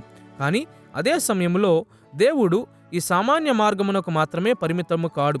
ఈ సృష్టించబడిన పరికరములు లేకుండా వాటిని మించి లేక వాటికి విరోధముగా కూడా ఆయన చిత్తమును నెరవేర్చుకొనుటకు ఆయన స్వతంత్రుడై ఉన్నాడు. ఇంచుమించు ఇదే విధముగా పరిశుద్ధాత్మ మన వేదాంత శాస్త్ర స్థానములను వెలిగించు మరియు నిర్ధారించు సామాన్యమైన మరియు అసామాన్యమైన మార్గముల మధ్య కూడా భేదములను చూపుట ఉపయోగకరముగా ఉంటుంది. కాలక్రమంలో మనము వాటి కొరకు వెదకనప్పుడు కూడా పరిశుద్ధాత్మ మనకు మెలకువలను మరియు బలమైన నిర్ధారణలను ఇస్తాడని క్రైస్తవులందరూ అనుభవించి ఉంటారు. మనము ఊహించని సమయంలో ఏదో ఒకటి మనసుకు వస్తుంది. వివరణ లేకుండా మనలో సమర్పణలు పుట్టుకొస్తాయి. ఇలాంటి అనేక సందర్భాలలో దేవుని ఆత్మ సాధారణముగా ఉపయోగించుకొను 2వ కారణములు లేకుండా వాటికి పైన మరియు విరోధముగా కార్యము చేస్తుంటాడు. ఆత్మ యొక్క ఈ అసామాన్యమైన కార్యములు ప్రాముఖ్యమైనవే, కానీ క్రమబద్ధ వేదాంత శాస్త్రములో ఆత్మ ఉపయోగించు సామాన్య ప్రక్రియల పట్ల మేము ఎక్కువ ఆసక్తిని చూపుతాము. మనము ముందుగా చూసినట్లే సెమినారీలలో సంఘ నాయకుల యొక్క క్రమబద్ధ వేదాంత శాస్త్ర తర్ఫీదు కొరకు 3 ప్రాథమిక అంశములను గుర్తించుట ద్వారా ఆత్మ సాధారణముగా వెలిగించు 3 ముఖ్యమైన మార్గములను సంఘము గుర్తించింది. మొదటిది లేఖనము యొక్క వ్యాఖ్యానమునకు సంబంధించిన బైబిల్ విభాగము. 2వది సమాజములో పాలుపంపులకు సంబంధించిన సిద్ధాంతిక మరియు చారిత్రక విభాగము. మరియు 3వది క్రైస్తవ జీవితమునకు సంబంధించిన అభ్యాసిక వేదాంత శాస్త్ర విభాగము. ఈ జ్ఞానమునకు అనుగుణముగా వినయముతో సమర్పించుకుని ప్రక్రియగా లేక లేఖనము యొక్క వ్యాఖ్యానము, సమాజములో పాలుపంపులు మరియు క్రైస్తవ జీవనమునకు మనలను మనము సమర్పించుకునుట ద్వారా ఆత్మ వేదాంత శాస్త్ర నిశ్చయతను దయచేయు సామాన్య మార్గములను కూడా వివరించుట సహాయకరముగా ఉంటుంది. ఈ 3 ప్రభావములను గూర్చి మనము ముందు పాఠములలో మరింత విపులముగా నేర్చుకుంటాము, కానీ ఇక్కడ కొంత పరిచయం మనకు సహాయకరంగా ఉంటుంది. మొదటిగా సరైన బైబిల్ వ్యాఖ్యానము లేక అనువాదము యొక్క ప్రభావమునకు ఎలా వినయముతో సమర్పించుకోవాలో నేర్చుకునుట ద్వారా దేవుని ఆత్మ మనలను వెలిగిస్తుంది మరియు నిర్ధారిస్తుంది. వ్యాఖ్యాన శాస్త్రము అనగా లేఖన బోధలను వివేచించు నైపుణ్యమును నేర్చుకునుట వెలిగించుటకు మరియు నిశ్చయతను నిర్మించుకొనుటకు అత్యంత ప్రాముఖ్యమైన, సామాన్యమైన మరియు ప్రభావవంతమైన మార్గముగా ఉన్నది. లేఖనములో దేవుడు ఏమి బయలుపరిచాడో మీరు తెలుసుకోవాలని ఆశించుచున్నారా? దీనిని గూర్చి మీకు నిశ్చయత కావాలా? సామాన్యముగా బైబిలును బాధ్యతాయుతముగా ఉపయోగించుటకు మనలను బలపరచు వ్యాఖ్యాన నైపుణ్యతను మనము ఉపయోగించాలి. క్రైస్తవ వేదాంత శాస్త్రమును అభివృద్ధి చేయుటకు లేఖనముల వ్యాఖ్యానము పట్ల వినయముతో కూడిన సమర్పణ ఎంతో ప్రాముఖ్యమైన ప్రక్రియ. కాబట్టి రానున్న పాఠములలో ఈ అంశమును గూర్చి చర్చించుటకు ఎక్కువ సమయమును కేటాయించుదాము.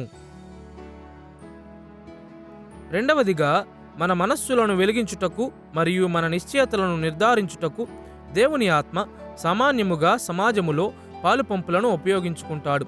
సూటైన బైబిలు వ్యాఖ్యానము యొక్క ప్రభావం మాత్రమే మనకు వేదాంత శాస్త్రములో అవసరమై ఉన్నది కాదు. మనకు సాధారణ ప్రత్యక్షత, ముఖ్యముగా ఇతర ప్రజలతో సంభాషించుట యొక్క సహాయము కూడా అవసరమై ఉన్నది. వాస్తవానికి సమాజము లేకుండా సూటిగా వ్యాఖ్యానము చేయుట అపాయకరమై ఉన్నది.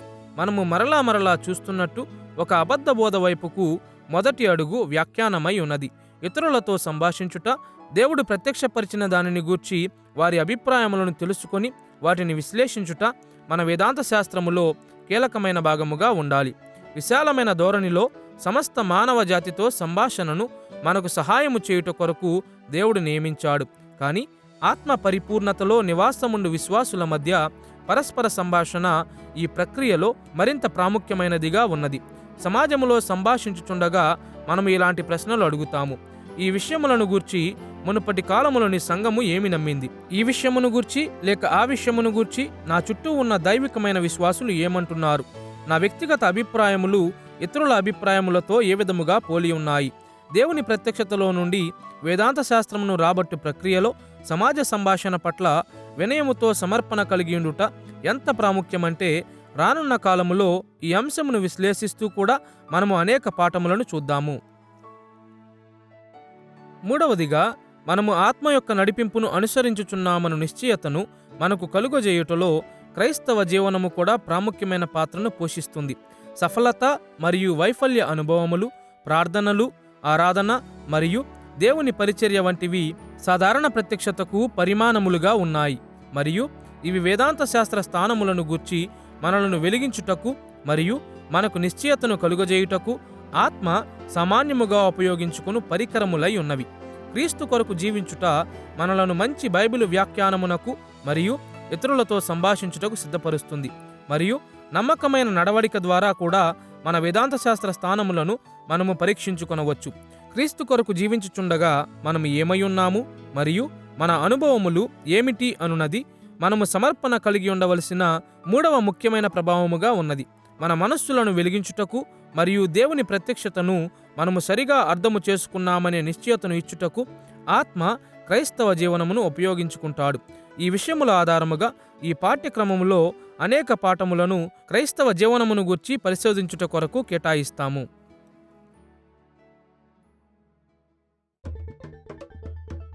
ఇప్పటి వరకు వేదాంత శాస్త్ర నిశ్చయత అనేది స్థాయిలకు సంబంధించినది అని మరియు మనకు నిశ్చయతను ఇచ్చుటకు దేవుని ఆత్మ సామాన్యముగా వ్యాఖ్యానము, పాలుపంపులు మరియు క్రైస్తవ జీవనము యొక్క ప్రభావములను ఉపయోగించుకుంటాడని మనము చూశాము. ఇప్పుడు అనేక నమ్మకముల పట్ల మనము కలిగి ఉన్న నిశ్చయతల యొక్క స్థాయిలకు తగిన అమరికను చర్చించదగిన స్థితిలో మనం ఉన్నాము. ఈ పాఠములలో మరలా మనము తగిన అమరిక అనే అంశమును చూస్తాము. అయితే ఈ సమయములో దీని యొక్క మౌలిక భావమును పరిచయము చేయుట ఉపయోగకరముగా ఉంటుంది. నమ్మకముల యొక్క తగిన అమరిక ఎలా పనిచేస్తుందో అర్థము చేసుకున్నటకు మనము ఒక నమూనాను సూచించుదాము. ఈ నమూనాను నేను నిశ్చయత కిరీటాకృతి అని పిలుస్తాను. మన నమ్మకముల వలయము యొక్క గోళములో బాహ్య కోణము నుండి మధ్య కేంద్రము వరకు కిరీటాకృతిలో త్రవ్వి దానిలో ఆ భాగమును బయటకు తీశామని ఊహించండి. ఈ కిరీటాకృతిని నిటారుగా నిలుపుట ద్వారా గోళములోని పొరలు మనము కలిగి ఉన్న పలు నమ్మకములను సూచించు నిశ్చయత యొక్క మెట్టు వరసను రూపొందిస్తాయి. ఈ కిరీటాకృతి యొక్క పై భాగము మన కేంద్ర నమ్మకములు, కిరీటాకృతి యొక్క క్రింద భాగము మన నమ్మకముల యొక్క బాహ్య కొనగా ఉన్నది. పైన మరియు క్రింద భాగములకు మధ్య మనము పలు స్థాయిలలో నిశ్చయత కలిగి ఉన్న నమ్మకములున్నవి. క్రైస్తవ వేదాంత శాస్త్రవేత్తలుగా మన నమ్మకములను ఏ స్థాయిలో ఉంచాలో నిర్ధారించుట ప్రాముఖ్యమైన బాధ్యతలలో ఒకటిగా ఉన్నది. ఒక వేదాంత శాస్త్ర స్థాయి క్రైస్తవ విశ్వాసమునకు చెందినది అని ఒకసారి నిర్ధారించిన తరువాత దానిని నిశ్చయత కిరీటాకృతిలో ఎక్కడ ఉంచాలో మనము తెలుసుకోవాలని ఆశిస్తాము.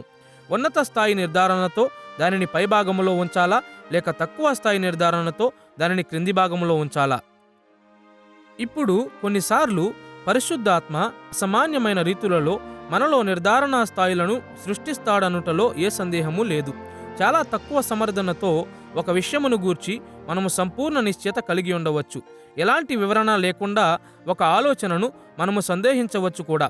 కొన్నిసార్లు ఒక విషయము నిజము లేక అబద్ధము అని మనము భావిస్తాము. ఇట్టి అనుభవములతో మనము జాగ్రత్తగా ఉండాలి మరియు వాటిని దేవుని వాక్య ఆధారమైన విశ్లేషణకు సమర్పించుకోవాలి. కానీ ఆత్మ యొక్క అసామాన్యమైన కార్యములను మనము ఉపేక్షించకూడదు. నిశ్చయత కిరీటాకృతిలో నమ్మకములను ఎక్కడ ఉంచాలో నిర్ణయించుటకు ఆత్మ మనలను నడిపించు సామాన్య మార్గము ఏమిటి? సామాన్య పదములలో కొన్ని విశేషతలను మినహాయిస్తే వ్యాఖ్యానము, పాలుపంపులు మరియు క్రైస్తవ జీవనము యొక్క ప్రభావముల పట్ల నమ్మకమైన వినయముతో కూడిన సమర్పణ యొక్క పరిణామములను మన నిశ్చయత యొక్క స్థాయిలతో అమరిక చేయాలి. వాటి యొక్క ప్రభావముల క్రిందికి వచ్చుటకు మనము ప్రయత్నిస్తుండగా మనము కలిగి ఉన్న అనేక నిశ్చయతలను ఆత్మ తగిన అమరికలోనికి తీసుకువస్తాడు. ఇప్పుడు ఆచరణాత్మక స్థాయిలో వ్యాఖ్యానము, పాలుపంపులు మరియు క్రైస్తవ జీవనము యొక్క ప్రభావములకు వినయముతో సమర్పించుకునుట కనీసం 2 మౌలిక ప్రశ్నలకు దారితీస్తుంది. మొదటిది, వ్యాఖ్యానము, సమాజములో పాలుపంపులు మరియు క్రైస్తవ జీవనము ఒక అంశము మీద ఎంతవరకు పొందిక కలిగి ఉంటాయి? ఎంత ఎక్కువ పొందిక ఉంటే ఒక అంశమును సరిగా అర్థము చేసుకున్నామని అంత ఎక్కువ నిర్ధారణ మనము కలిగి ఉండాలి. రెండవ ప్రశ్న ఈ విధముగా ఉండవచ్చు: విశేషమైన వైరస్యం ఉన్నప్పుడు వీటిలో ఒకటి మరొక దాని మీద ఎలాంటి ఆధిపత్యం కలిగి ఉంటుంది?